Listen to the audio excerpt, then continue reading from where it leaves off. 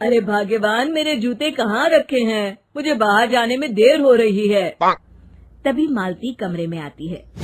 ये रहे आपकी जूते। मैं इन्हें साफ करने के लिए ले गई थी। अरे वाह, तुम कितनी समझदार हो। मेरे बिना कुछ कहे ही सारे काम कर देती हो। तभी मालती झिझकते हुए रमेश से कहती है, सुनिए जी, आपसे एक बात कहूँ, बुरा तो नहीं मानेंगे ना? अरे नहीं नहीं, बेफिक्र होकर कहो। शादी से पहले मैं अपने मायके में नौकरी करती थी। मैं चाहती हूँ कि अब मैं फिर से नौकरी करना शुरू कर दूं। वैसे भी सारा दिन घर में बोर हो जाती हूँ। देखो मालती, तुम्हारे नौकरी करने से मुझे कोई ऐतराज नहीं है, लेकिन तुम्हें एक बात बता दूं, हमारे खानदान में आज तक कभी किसी औरत ने नौकरी नहीं की। फिर भी एक बार तुम माँ से पूछ कर देखो, अगर वो तुम्हें नौकरी करने की इजाजत दे देती है तो अच्छी बात है। रमेश वहाँ से चला जाता है। फिर उसी शाम मालती अपनी सास के पैर दबा रही होती है। तभी उसकी सास मालती से कहती है, अरे क्या बात है बहू, आज तो ठीक तरह से मेरे पैर नहीं दबा रही। किसी ख्याल में खोई पड़ी है क्या? मैं भी तो जानूं आखिर बात क्या है। दरअसल वो माँ जी।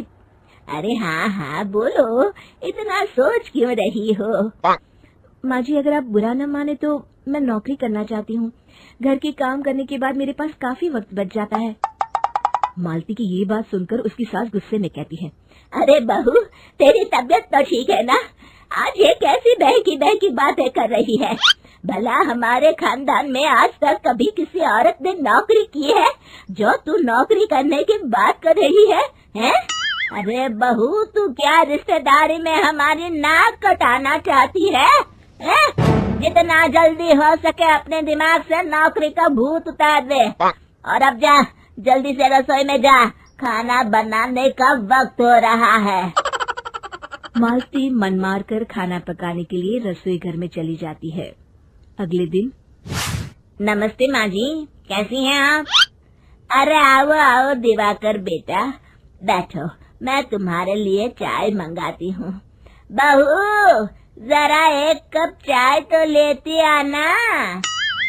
फिर दिवाकर एक फाइल खोलकर मालती की सास के सामने रख देता है। ये देखिए माँ जी, ये है पिछले महीने का हिसाब और ये रहे मुनाफे के रुपए। एक बार हिसाब देख लीजिए और इन कागजों पर अपने दस्तखत कर दीजिए। अरे दिवाकर बेटा, मैंने भला आज तक कभी तेरा हिसाब देखा है जो अब देखूंगी?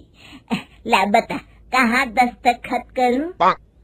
तभी मालती चाय लेकर वहाँ आ जाती है और अपनी सास को बिना कागजातों को पढ़े इस तरह लापरवाही से दस्तखत करते हुए देखकर हैरान रह जाती है। अच्छा माँ जी, अब मैं चलता हूँ, फैक्ट्री में बहुत काम है। फिर दिवाकर वहाँ से चला जाता है। कुछ दिनों बाद मालती बाजार में कुछ सामान खरीद रही होती है। तभी एक बूढ़ा आदमी उसे आवाज देता है, अरे मालती बेटी, कैसी हो? मुझे पहचाना? मैं तुम्हारी कंपनी में मुनीम का काम करता हूँ। हाँ चाचा जी, मैं आपको बिल्कुल पहचानती हूँ। कहिए, कैसे हैं आप? मैं तो ठीक हूँ, कंपनी में कुछ भी ठीक नहीं चल रहा। यहाँ तक कि हमें ठीक वक्त पर तनख्वाह भी नहीं मिलती। ये आप क्या कह रहे हैं? अब क्या बताऊं, आप लोग तो कभी हिसाब किताब देखने दफ्तर आते नहीं। मेरी मानो तो एक बार आप लोग दफ्तर आकर सारा हिसाब किताब देख लो, आपको असलियत पता चल जाएगी। अच्छा बेटी, अब मैं चलता हूँ, देर हो रही है। फिर वो बूढ़ा वहाँ से चला जाता है। वहीं दूसरी तरफ मालती घर पहुंचकर अपनी सास को सारी बात बताती है। तभी वहाँ रमेश भी आ जाता है, लेकिन मालती की सास मालती की किसी भी बात पर विश्वास नहीं करती। तभी रमेश कहता है, अरे माँ, बिना आग के कभी धुआं नहीं उठता। जब मालती इतना कह रही है तो हमें एक बार दफ्तर चलकर देख लेना चाहिए। वैसे भी हम लोग काफी दिन से अपने दफ्तर नहीं गए हैं। इस तरह किसी एक आदमी के भरोसे काम छोड़ना मुझे भी ठीक नहीं लगता। अगले दिन वे सभी अपने दफ्तर पहुंचते हैं और सीधे दिवाकर के कैबिन में जाते हैं। अचानक सबको एक साथ देखकर दिवाकर चौंक जाता है। अरे माँ जी, आप सब लोग अचानक यहाँ कैसे आ गए? अगर कुछ काम था तो मुझे एक फोन कर दिया होता, मैं आपके घर आ जाता। तभी मालती की सास कहती है, अरे दिवाकर बेटा, आज मैं हिसाब देखने दफ्तर आई हूँ। जरा मुझे पिछले 6 महीनों का हिसाब दिखाना तो बेटा। दिवाकर घबराते हुए हिसाब की फाइल मालती की सास को देता है। मालती की सास फाइल लेकर मालती को देती है और कहती है, ले बहू, देख ले हिसाब। मालती फाइल को बड़े गौर से देखती है और अगले ही पल उसे सारी गड़बड़ी समझ में आ जाती है। वो अपनी सास से कहती है, माँ जी, मुनीम चाचा बिल्कुल सही कह रहे थे। हमारी कंपनी में पिछले 6 महीनों में जितना मुनाफा हुआ है, हमें उसका आधा पैसा भी नहीं मिला। यूँ समझ लीजिए कि 1 रुपये में सिर्फ चवन्नी ही हमारे हाथों में आई है। मालती की बातें सुनकर मालती की सास गुस्से से दिवाकर को पूछती है, क्यों दिवाकर, मेरी बहू जो कह रही है वो सच है? दिवाकर समझ जाता है आज उसका भांडा फूट चुका है। वो गिड़गिड़ाते हुए कहता है, मुझे माफ कर दीजिए माँ जी, मैं पैसों के लालच में अंधा हो गया था। अरे वाह दिवाकर, तू तो 1 नंबर का चोर निकला।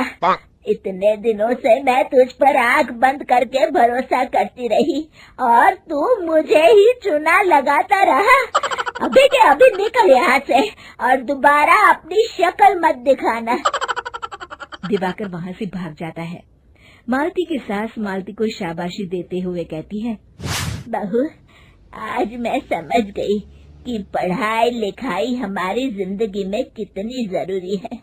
मैं बहुत किस्मत वाली हूँ जो मुझे तुझ जैसी बहू मिली है। शिक्षा, पढ़ाई लिखाई का इस्तेमाल सही जगह करके हम दुनिया में बहुत कुछ बदल सकते हैं।